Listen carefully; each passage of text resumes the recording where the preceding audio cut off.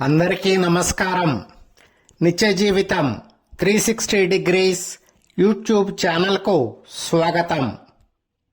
ఈ వీడియోలో మనం భగవద్గీతలో అత్యంత ముఖ్య అధ్యాయాల్లో ఒకటి అయిన 6వ అధ్యాయం ధ్యాన యోగం గురించి తెలుసుకుందాం.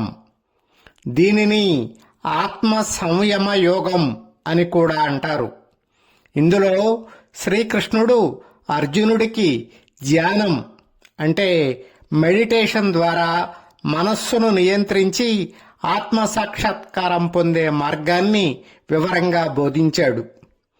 శ్రీకృష్ణుడు అర్జునుడికి చెప్పిన మొదటి ముఖ్య విషయం నిజమైన సన్యాసి ఎవరంటే ఫలితాన్ని ఆశించకుండా తన పని లేదా కర్తవ్యాన్ని నిర్వర్తించేవాడే నిజమైన సన్యాసి లేదా యోగి. కేవలం అగ్నిహోత్రాన్ని వదిలేస్తేనో, పనులు మానేస్తేనో, ముక్కు మూసుకు తపస్సు చేస్తేనో సన్యాసి లేదా యోగులుగా పరిగణించబడరు. ఎలాంటి ఫలితాన్ని ఆశించకుండా నిష్కామ కర్మను ఆచరించాలి. అంతేకాదు సుఖం, దుఃఖం, శీతలం, ఉష్ణం, మానం, అవమానం అనే ద్వంద్వాలకు అతీతంగా ఉండాలి. తనను తాను ఉద్ధరించుకోవాలి. మనమే మన మిత్రుడు, మనమే మన శత్రువు. వీటిని అధిగమించాలి. ఈ అధ్యాయంలో ధ్యానం ఎలా చేయాలో కూడా శ్రీకృష్ణుడు చెప్పాడు. ఏకాంతమైన పరిశుభ్రమైన స్థలంలో కూర్చోవాలి. స్థిరమైన ఆసనం మీద కూర్చోవాలి. శరీరం, మెడ, తల నిటారుగా ఉంచాలి. చూపు ముక్కు చివర మీద నిలిపి కళ్ళు సగం మూసి ఉంచాలి. మనస్సును ఏకాగ్రం చేసి పరమాత్మను స్మరిస్తూ ఉండాలి. ఇదే ధ్యానం. అప్పుడు అర్జునుడికి ఒక సందేహం వచ్చింది. మనలో చాలా మందికి కూడా ఇలాంటి సందేహమే కలుగుతుంది. కృష్ణ, మన మనస్సు చంచలమైనది కదా, దానిని బలవంతంగా అదుపు చేయగలమా? దానిని అదుపు చేయాలనుకోవడం గాలిని బంధించడం లాంటిది కదా అని ప్రశ్నించాడు. దానికి కృష్ణుడు, అర్జున, నీవన్నది నిజమే. మనస్సు చంచలమైనది. దానిని ఒక దగ్గర నిలపాలని ఎంత ప్రయత్నించినా అది పరిపరి విధాలా పరిగెడుతుంది.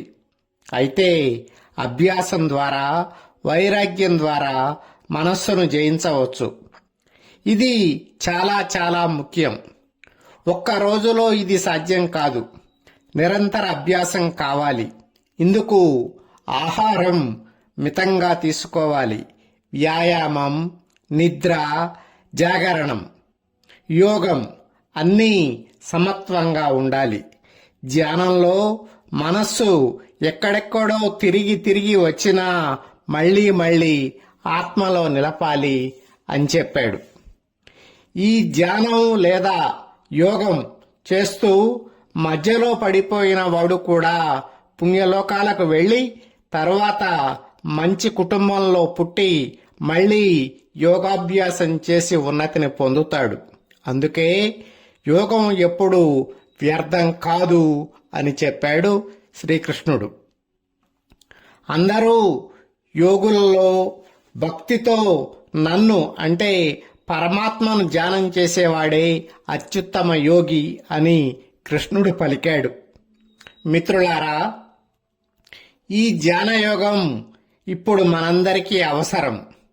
స్ట్రెస్, ఆందోళన, డిస్ట్రాక్షన్ నిండిన జీవితంలో మనస్సును శాంతింపజేసుకోవడానికి ఈ బోధలు అమూల్యం. ప్రతిరోజు కనీసం 10 నుండి 15 నిమిషాలు ఈ అధ్యాయంలో శ్రీకృష్ణుడు చెప్పిన పద్ధతిలో ధ్యానం ప్రారంభించండి.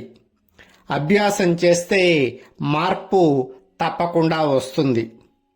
మీకు ఈ వీడియో నచ్చితే లైక్ చేయండి, షేర్ చేయండి.